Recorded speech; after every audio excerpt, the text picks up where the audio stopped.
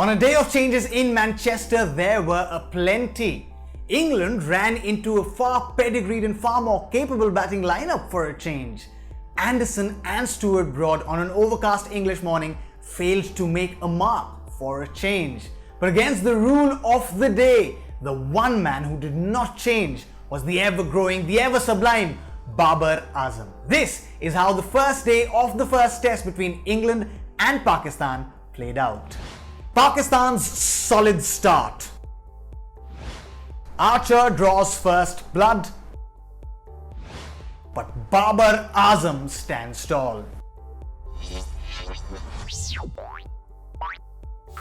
On an overcast morning in Manchester, Pakistan's captain Azhar Ali won the toss and elected to bat first on what seemed like a very flat track. But Joe Root wasn't too unhappy with that decision because he had clouds overhead and James Anderson and Stuart Broad raring to go. There was hope in Joe Root's voice at the toss. But Joe Root's hopes fizzled away very soon because both James Anderson and Stuart Broad failed to make a mark on the morning of day one. The first hour of play saw a lot of movement off the track as well as in the air. But both Abid Ali and Shan Masood ensured that while they did get beaten on the outside edge a few times, they did not give away their wickets. First hour of play was solid and Pakistan seemed in it. But post the first drinks break, things started changing. Jofra Archer got Abid Ali, pushing him back with a few bounces in his previous over, only to bowl one full. Abid Ali wasn't forward enough, he was knocked over.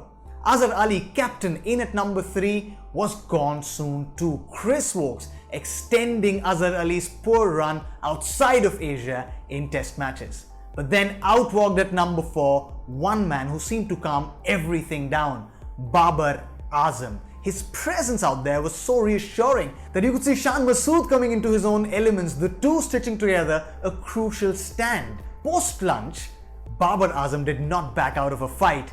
He hit James Anderson for 3 boundaries, exquisite drives, brilliant flicks. You could see that he was in a flare and he was in the mood to score big. He notched up his half century as Shan Masood and Babar Azam took Pakistan to tea with no further damage.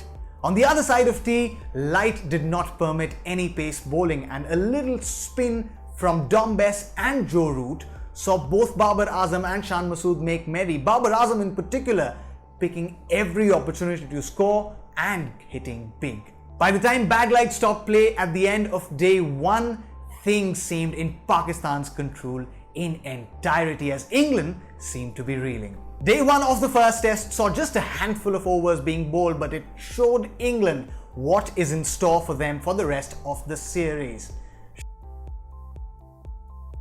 Sure, Pakistan's batsmen are a much bigger challenge than the West Indies', but with the kind of pedigree that English bowling attack has, you'd give them a chance at it. But for them to have any chance in this test, it seems, they will have to get past that Babar Azam challenge. Can they? Day 2 has all the answers.